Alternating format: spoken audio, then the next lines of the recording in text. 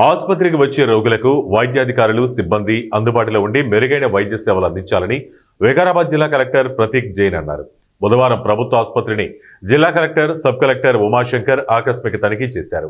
ICU, diagnostic centre, blood bank, emergency ward, general ward, ICTC lab, గర్భిణీలకు చికిత్స అందించే సెంటర్ను, ఆసుపత్రిలో ప్రతి రూమ్ను పరిశీలించారు. ఎంతమంది సిబ్బంది హాజరయ్యారని సంబంధిత అధికారులను అడిగి తెలుసుకున్నారు.